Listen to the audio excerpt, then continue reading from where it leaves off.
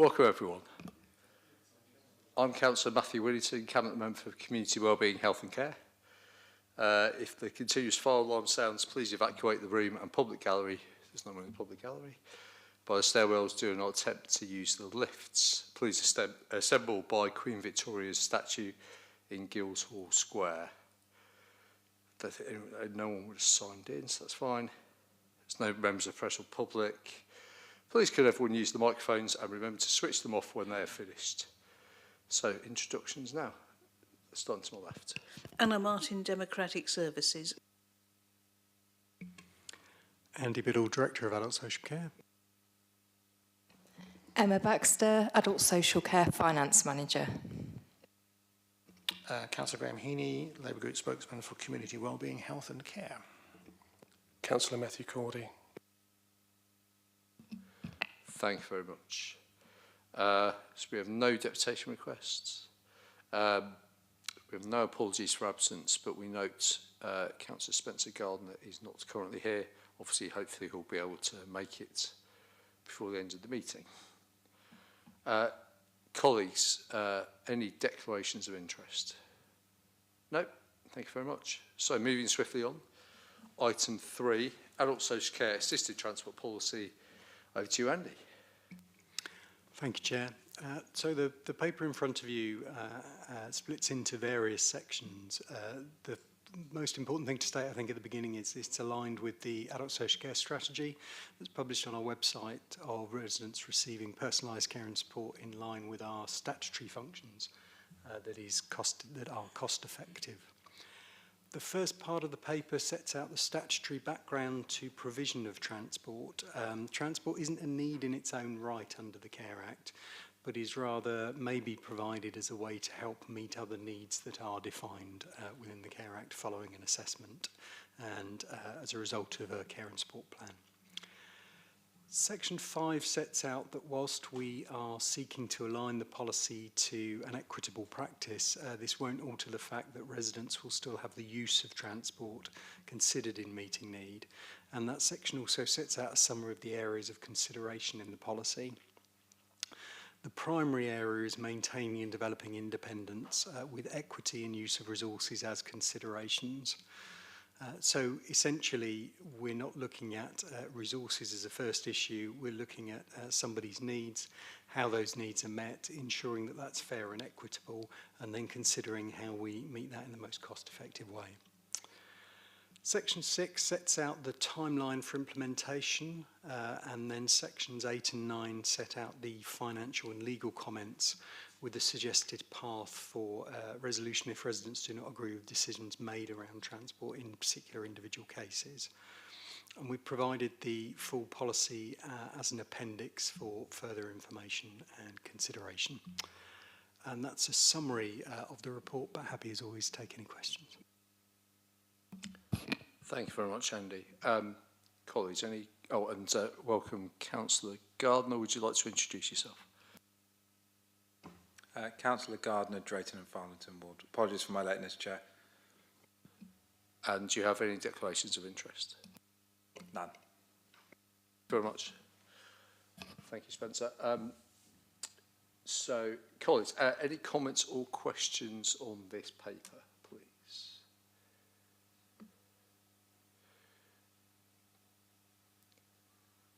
Graham. Yeah, a couple of questions. I wanted to ask about the figures on page 2 about the taxi costs. I can see the comment there about the COVID starting in 2020 and lockdown explains a dip in spend. That's very clear, obviously, from the learning disability costs because there's a big dip. That doesn't happen in relation to the non-learning disability costs. I'm just wondering what was going on there. And is that because it says the price increase came in 2022? So are we to assume that the bulk of the 35,900 is actually due to the price increase? So two questions there, really.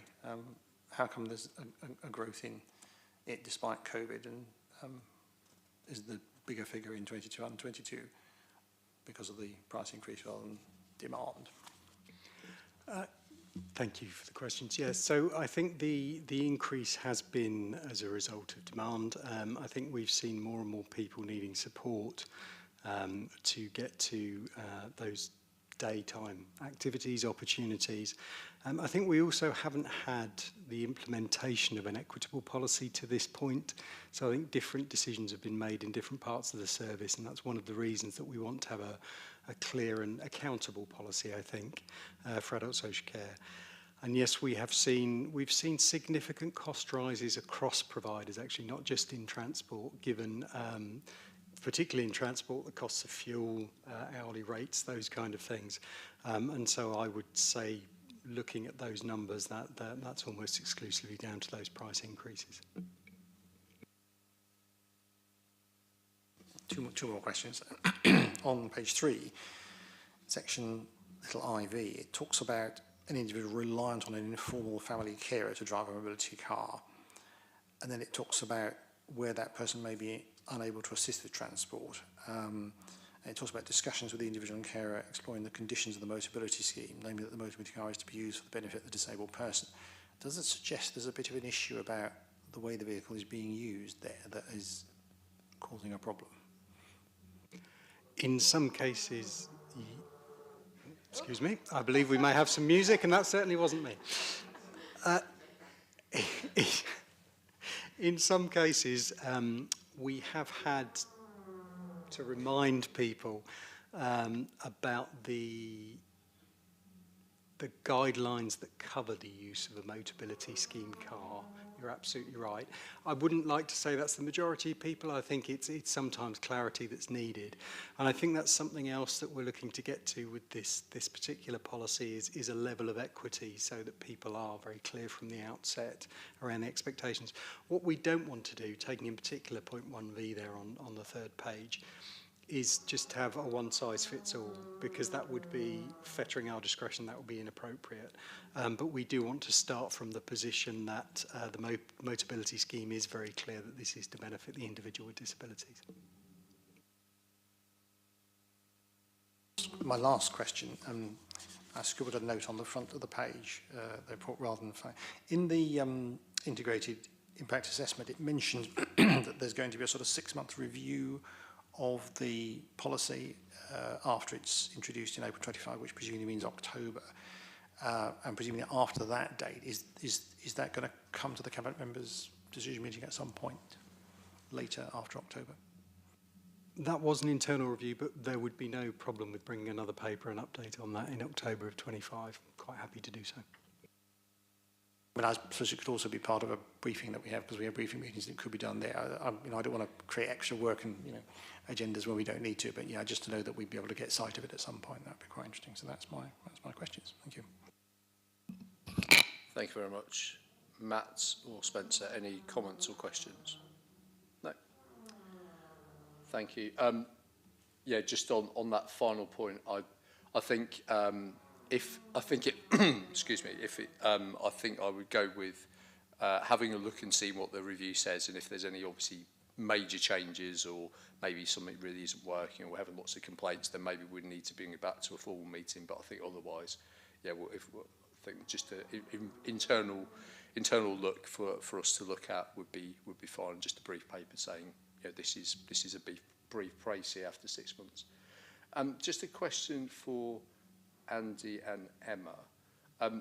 Would it be fair to say that we're looking to bring in this policy for the first time, because obviously it's a new policy, and that is largely down to the fact that the costs have risen, and therefore it's something that really does need a policy now, whereas before it was sort of something that the cost we were spending was kind of was in a general terms reasonable, and sort of didn't have a massive impact on the overall adult social care budget.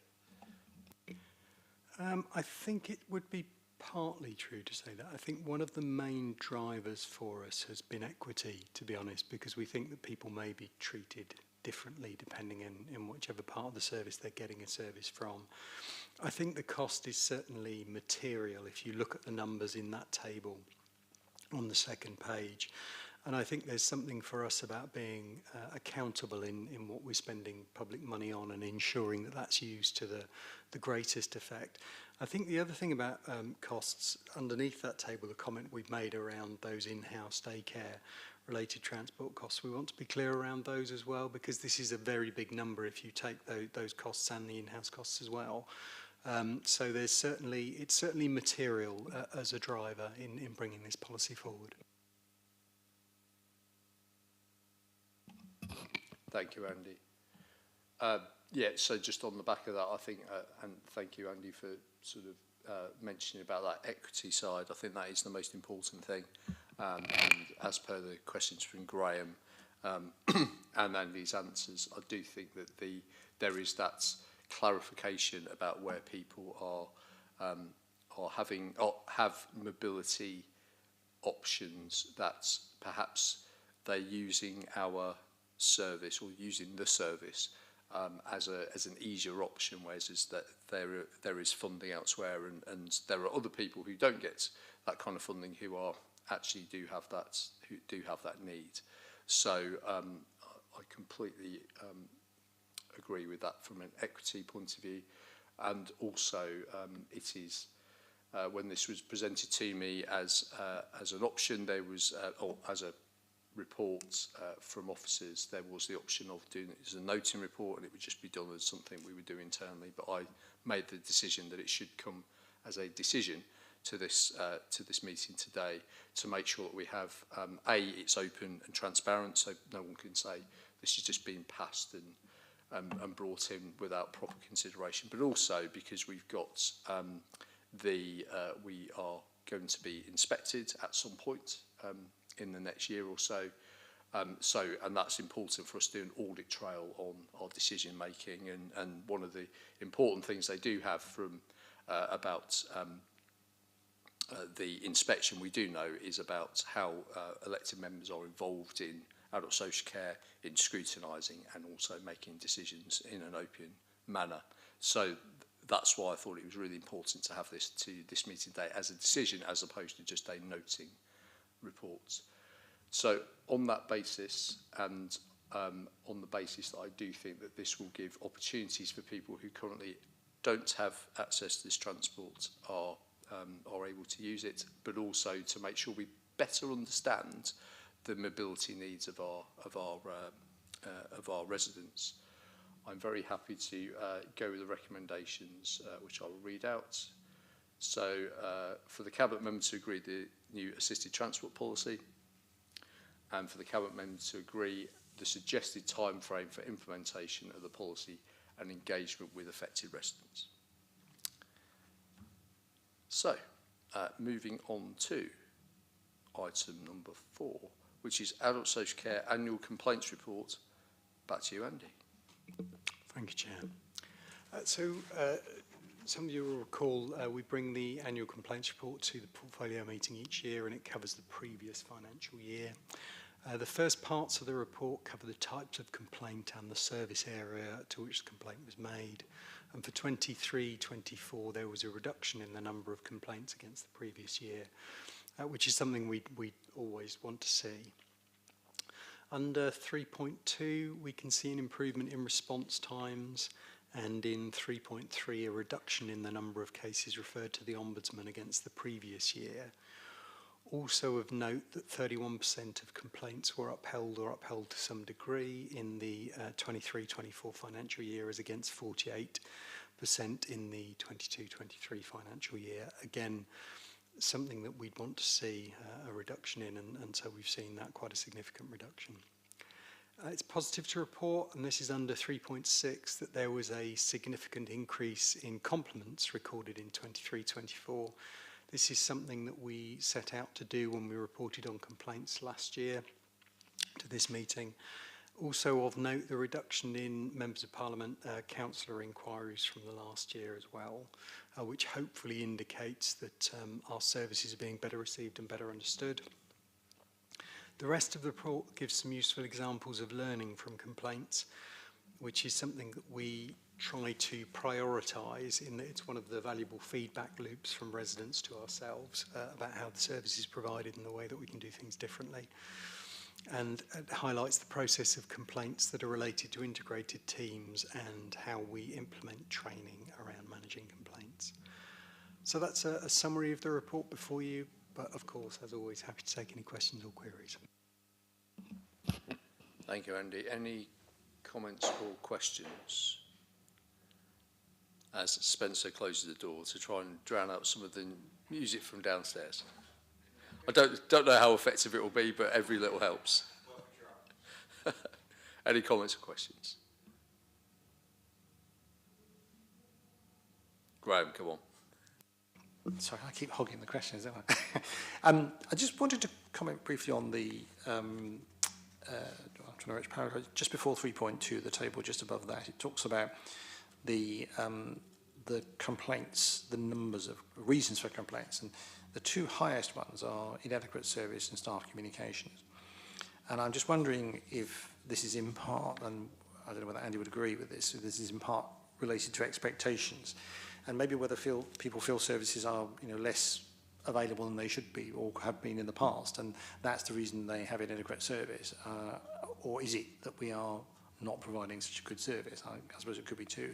And the staff communication thing also probably linked to that in what people may expect to get and how that's communicated, and is that possibly a reason why we've got the complaint? So is it because we're providing adequate service and staff aren't communicating it, or is it because people's expectations of what is available is maybe higher than we can actually provide, and the staff communication is difficult because we have to explain to people that they can't have maybe what they think they could have? I think it's, as you'd probably expect me to say, I think it's a mixture of things. I mean, we often see in social care that there's a great public awareness of the National Health Service, and we've seen that debate played out very recently. There isn't such a clear awareness of social care, and it's often only when people need it or are at a point of crisis that they come into that orbit of social care, and it's then quite complex to explain from the perspective of the support that you can get, the support that's available to family as carers, and the charging for that support. And whilst we've only got a very small number in this financial year, the 23-24 financial year, of funding issues, I think there'll be funding threaded through a lot of those other complaints as well, because it is a complex setup and people aren't expecting that. My reflection is that I don't think we've changed the service that we provide. The service is fairly consistent from year to year. And we have the national eligibility criteria that we follow that was laid down as part of the Care Act. And I think the reduction in the number of complaints to the Ombudsman and the reduction in the number of complaints upheld give me some confidence that we haven't changed radically how we provide. We're still following that guidance. I think it is a difficult time when most people come to social care, and that can make it, their expectations can be very different to the service that is actually available to them. Another of my reflections is often informal family carers that will be doing the bulk of care for people. We can put services in and people can come into your home and try and look after you, and we can put services in terms of residential care, but it's often in informal, the glue between those times is informal carers, and that can be difficult to people to adjust to as well. So I think it's a combination of things. I think we can always get better, and we've been talking recently around how we use our website. Not such a great idea at the moment, given the cyber attack we've had on the website, but the ease of finding information there. And whilst in a couple of other surveys, national surveys, both carers and people that access services have said they find it relatively easy to get information from social care. That's often a result of them phoning in and having that conversation. So I think there is work that we can do around communication that goes beyond that place that we are now. But I think in summary, it's a combination of issues. Quite actually, I was talking to a colleague of mine this afternoon whose mum has been unwell and been in hospital, and not in this part of the country, they're in another part of the country, and she got discharged rather early, and that caused a bit of a problem because the family weren't alerted in time, and therefore, and also they didn't, his mum and them didn't realise they could claim attendance allowance, for care and so on. So there's this sort of information thing that can be a bit wrong, but thanks for the answer. I think that's really fair. I think the other thing to say, which I think was quite impressive, was that the latter part of the report does talk about that we resolve the majority of complaints internally before it gets out. And I think that's good, because if you can resolve those complaints like that, it's much, much better. So I think that's a very positive thing, as well as, of course, the compliments that we mentioned. So, yeah, good. Thank you. Thank you, Graham. Matt or Matt? Thank you, Chair. Just to go along with what Graham said, I think it's really impressive what the guys have been doing, and I'm sure everyone's very thankful. Thank you. Spencer? I was particularly interested in the compliments section, and it's often, I won't need to tell you, a thankless task, being on the front line in children's and indeed adult social care. There's obviously a limited amount that managers can do to reward staff who are receiving compliments, but you're able to talk a bit about what you do to recognise staff that are getting these compliments. Yes, we've changed. When we were here last year, we were talking about encouraging people, because we receive hundreds of compliments. Many of them are verbal, some of them are written. But even when they're written, oftentimes colleagues won't forward them on. It's the complaint that we tend to hear about rather than the compliment. And so we went out of our way. We publicise it through our newsletter. We have quite a regular newsletter that we send out to people. We also, we've started nominating people for something called the Great British Care Awards. It was our first year last year that we did that, and we've done a couple of nominations this year. And we're sending a couple of folk off to the awards ceremony this year. We've also, and I'm not sure whether for my capacity this was a good thing, but I write individually to any of our members of staff who receive a compliment, either from a resident or their family or a colleague, because we get quite a lot of colleagues compliment, and just thank them for their work, acknowledge the fact they've had that. And so we're also introducing, we haven't got there yet, but we're introducing a staff feedback mechanism, general feedback from our staff. So there's a general direction to try and encourage people to tell us, to talk to us. We're also working at the moment, as Councillor Winnington was reflecting, we'll have an inspection coming up sometime in the next year, and we're asking people to tell their stories when they've done some quite complex work with people in Portsmouth, and to reflect positively on how they've helped individuals. And so we're always trying to encourage people to talk to us and tell us about those kind of things. And again, we then publicise them. We use our newsletters, our emails, those kind of things. So that's a sort of broad range of what we do. It's helpful, thank you. Thank you very much. And thank you for everyone for your contributions in terms of this. I completely agree. This is a really good news story because we are better than we were last year, and that's always positive across every metric. So that's a really, really good way of looking at things. And I think last year we were quite pleased with where we were. Obviously, the ideal thing is to have no complaints at all, and that we have nothing going to the Ombudsman and nothing is upheld. But I think the fact that only one has gone to the Ombudsman, it's been fully upheld, and indeed it's been in the report for anyone watching. If you look on the report on the website, it's quite detailed and does sort of, it's very open again about what we've done. Not just we had one upheld by the Ombudsman and that was it. It actually says what the nature of the complaint was that was upheld, and then a couple partially upheld. But I do think, I mean, one of the interesting things is that we had 59 out of 59 complaints. 38 were not upheld, and yet we only have 4 referred to the Ombudsman. And I think that also shows our processes are working really well, and that people, though they might not be entirely satisfied with the answer that they get, or might still feel, hopefully in some cases they feel like they've been heard, and therefore that's been put forward. We know lots of people put in complaints because they want to stop other people from having what happened to them, and I think that's a really positive thing, and that's something that goes on a lot.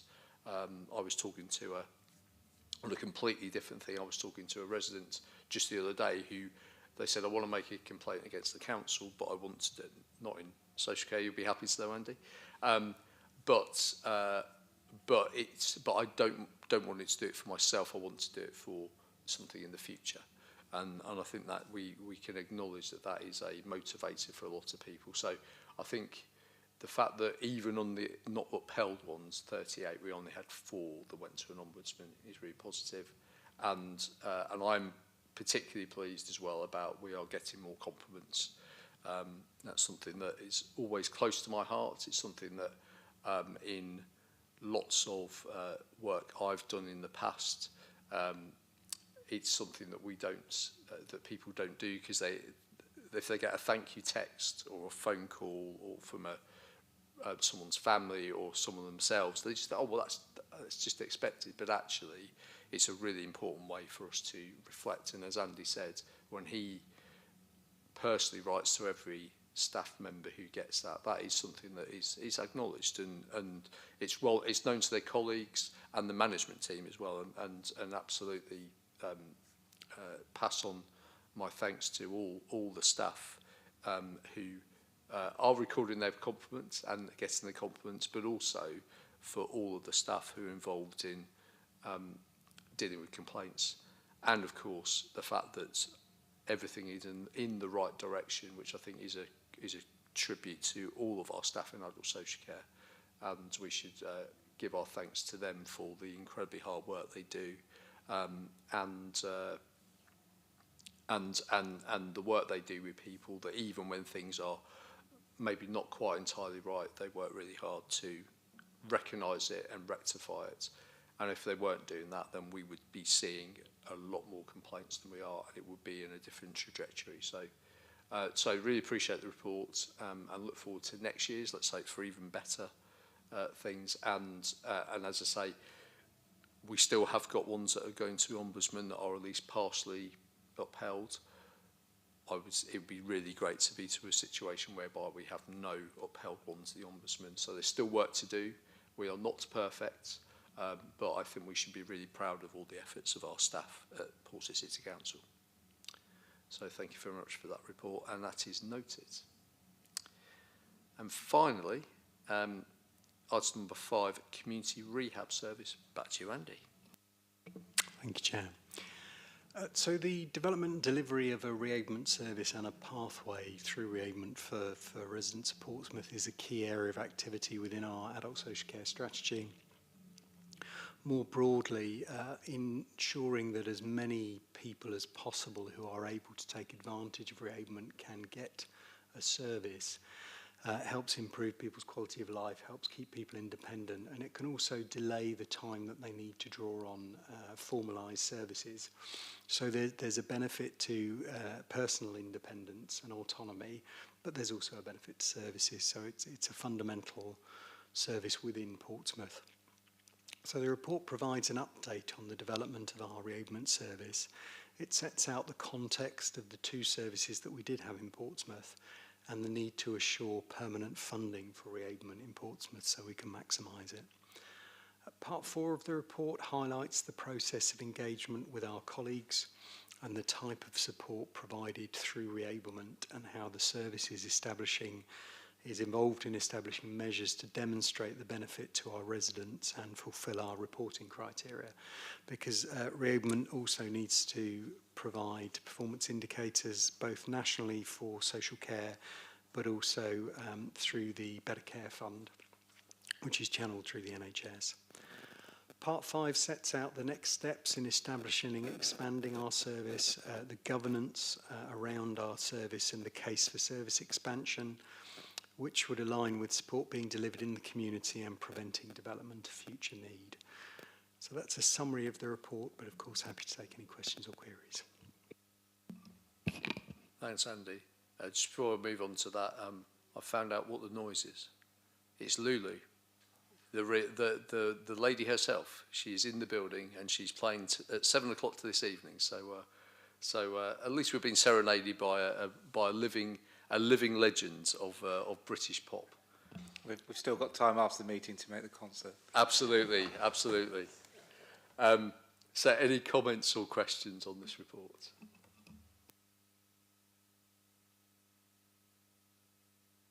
Just make a brief comment. First of all, I'm very pleased to see the systems thinking has been involved in this process. As someone who sat on the review last year, and learned about the different ways it was used across different services. It was quite fascinating to hear. So I think it's proving that it is quite a useful methodology. I suppose the only question I just wanted to ask, and I think I asked it at the original brief, but I've forgotten the answer. So when it says that recruitment has developed using grant funding to increase rehabilitation staff, the grant funding, is that only temporary, or is it permanent, or what, in terms of increasing the staff? That's a very good question, which we can't answer at the moment. I think the approach that we've talked about previously in these decision meetings is that we find a great difficulty in attracting people to temporary contracts in Portsmouth. And so we tend to take a risk and employ people permanently with the belief that we'll see a turnover in our ranks, and therefore it's a balanced risk. So we will employ the staff on a permanent basis. The grant, there were two grants that are relevant to this. The first was something called MSIF, Improvement Grant, and the other was something called the Discharge Grant. They were set into our budgets for this financial year. We anticipate they should continue next financial year, but we haven't had that confirmed. We're still yet to see the detail of the 600 million that was announced in the budget last week that was badged against social care by the Chancellor. Now, a caution of that is it was badged against social care, which doesn't mean either adult social care or children's social care, it means both. And that there is an existing something called the social care grant that is issued each year to local authorities, which covers both children's social care and adult social care. So whether we see an extension, whether that our share of that 600 million goes into that grant, and whether we continue to see the, sorry, I said MSIF, Market Sustainability and Improvement Fund is what that stands for. Whether we see the MSIF and the discharge grants continued, we don't yet know.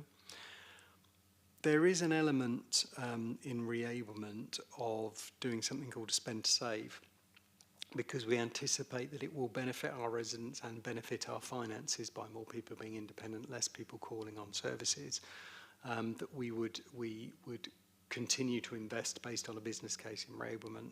We're not quite there yet. So it's a complicated background. The grant funding of adult social care across local authorities is complex and is set year to year. So we're unlikely to get confirmation, I think, of that grant funding probably until December, which is when we see the local government finance settlement. However, we'll be looking to make permanent appointments and manage that risk ourselves within services. Thank you, Andy.